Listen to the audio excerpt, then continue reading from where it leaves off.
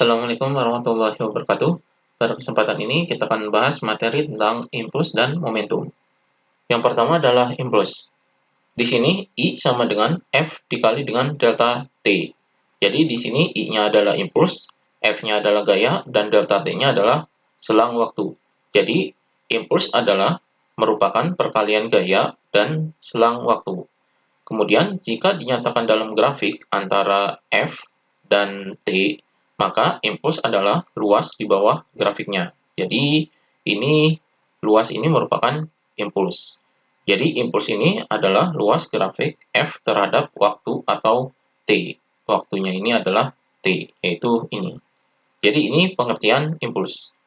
Kemudian momentum. Momentum didefinisikan sebagai ukuran kesukaran untuk memberhentikan suatu benda. Momentum ini dirumuskan sebagai berikut. Jadi P ini adalah momentum, kemudian M ini adalah massa, V ini adalah kecepatan. Jadi momentum adalah P sama dengan M dikali V. Jadi ini merupakan rumus momentum. Kemudian hubungan impuls dan momentum. Impuls merupakan perubahan momentum. Jadi ini hubungannya. Jadi impuls ini sama dengan delta P. Jadi I sama dengan delta P. Kemudian I sama dengan M dikali dengan V2 dikurangi V1. Jadi V2 ini adalah kecepatan akhir, V1 ini adalah kecepatan awal. Jadi ini adalah rumus impulsnya, yaitu M dikali dengan V2 dikurangi V1. Kemudian rumus impulsnya adalah F dikali dengan delta T. Jadi sama dengan M dikali V2 dikurangi V1. Ini yang perlu diperhatikan adalah arahnya. Jadi arah ini akan menyebabkan kecepatannya itu positif atau negatif. Jadi jika ke kanan arahnya, maka kecepatannya adalah positif. Jika ke kiri arahnya, maka kecepatannya adalah negatif. Kemudian jika arahnya ke atas positif dan jika arahnya ke bawah adalah negatif. Jadi ini yang perlu diperhatikan untuk nilai kecepatannya. Jika kecepatannya bergerak ke kanan positif dan bergerak ke kiri negatif. Bergerak ke atas positif dan bergerak ke bawah negatif. Kemudian hukum kekekalan momentum atau tumbukan. Di sini hukum kekekalan momentum adalah momentum sebelum tumbukan adalah sama dengan momentum sesudah tumbukan. Jadi P sebelum sama dengan P sesudah. Jadi di sini P1 ditambah P2 sama dengan P1 aksen ditambah dengan P2 aksen. Maka di sini M1 dikali V1 ditambah dengan M2 dikali V2 sama dengan M1 dikali V1 aksen ditambah dengan M2 dikali V2 aksen.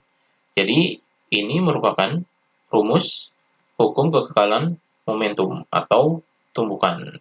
Jadi ini rumusnya M1 kali V1 ditambah dengan M2 dikali V2 sama dengan M1 dikali V1 aksen ditambah dengan M2 dikali V2 aksen. Kemudian tumbukan. Di sini tumbukan ini terdiri dari 3. Yang pertama adalah lenting sempurna. Di sini lenting sempurna ini berlaku hukum kekekalan momentum, kemudian berlaku hukum kekekalan energi mekanik, kemudian koefisien restitusinya adalah E sama dengan 1. Kemudian rumus dari koefisien restitusi adalah sama dengan delta V aksen per delta V. Jadi ini rumusnya.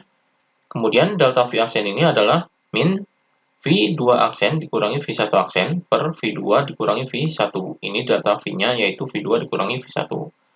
Maka di sini V1 aksen dikurangi V2 aksen per V2 dikurangi V1. Jadi ini rumusan koefisien restitusi. Jadi ciri dari lenting sempurna adalah koefisien restitusinya sama dengan 1. Kemudian yang kedua adalah lenting sebagian. Lenting sebagian ini hanya berlaku kekekalan momentum. Dan koefisien restitusinya antara 0 sampai 1.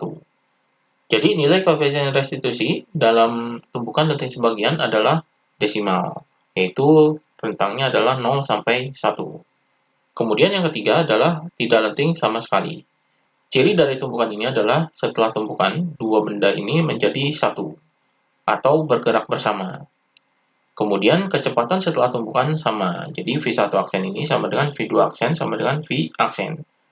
Kemudian persamaan tumpukannya menjadi M1 dikali V1 ditambah dengan M2 dikali V2 sama dengan M1 ditambah M2 dikali dengan V aksen. Jadi ini rumus tumbukannya ketika tumbukan ini tidak lenting sama sekali. Kemudian koefisien restrisinya sama dengan 0. Jadi E sama dengan 0. Kemudian di sini tidak berlaku kekekalan energi mekanik. Jadi ini merupakan ciri dari tumbukan tidak lenting sama sekali. Kemudian bola jatuh bebas dan memantul. Jadi di sini bola ini jatuh, kemudian memantul, dan rumusannya adalah ini. Jadi E sama dengan akar dari H2 per H1 sama dengan akar dari H3 per H2. Jadi ini rumusan koefisien restitusi ketika bola memantul. Jadi ini rumusannya.